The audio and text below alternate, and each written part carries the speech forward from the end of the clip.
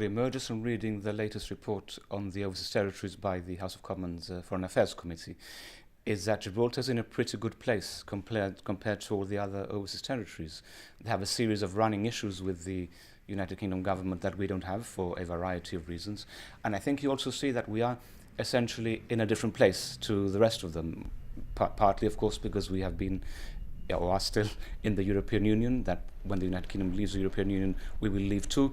But these territories are not in the EU and don't have that kind of relationship with it. So I think that's helped to cement our own relationship with the UK through the EU and the EU institutions, whereas the other territories are not in that position. But that's only one area. I think there are a number of different areas. For example, if you look at health, Anguilla can only send 4 patients per year to the United Kingdom NHS for treatment, for example. We know we have a very good and a very fluid relationship with the UK in terms of a health service, one that has been guaranteed as a result of our departure from the European Union in the negotiations the government has had with the UK.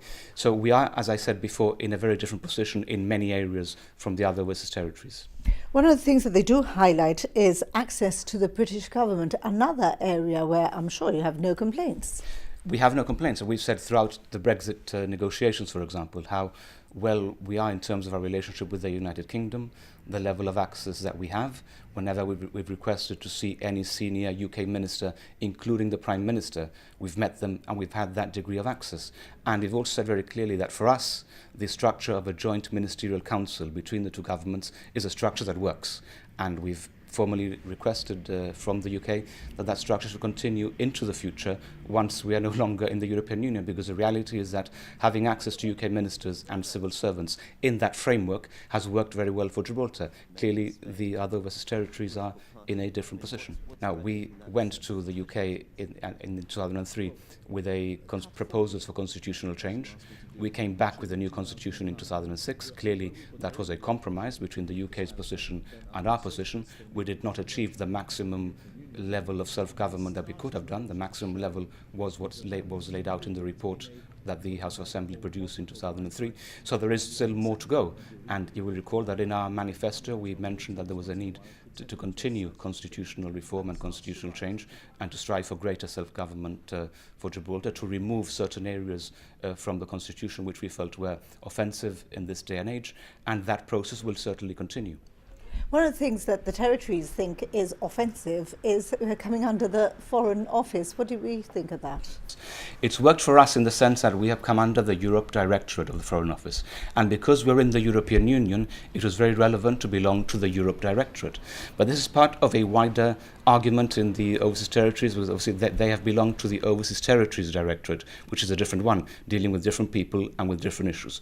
We don't have any complaints having come under the European Union and the Europe Directorate of the Foreign Office. That may change when we leave the European Union, and there may be scope, as a committee suggests, for an overall review of the level of engagement and where the United Kingdom government engages with its overseas territories. There may be scope for that going forward. One of the things that Gibraltar highlighted was what sorts of funding we'll have to fill in the EU gap post-Brexit. And just how important is this funding to the ROC? Well, the United Kingdom has guaranteed EU funding in terms of the existing EU programmes that go up to the end of 2020. There are funding discussions going on, for example, with the devolved administrations and with the overseas territories as well, to see how that funding can then be moved forward into the future. That hasn't happened yet, as you say. So we have the funding guarantees from the UK up to the end of 2020 for existing programs. What we don't know yet is what the future relationship is going to be in terms of that funding.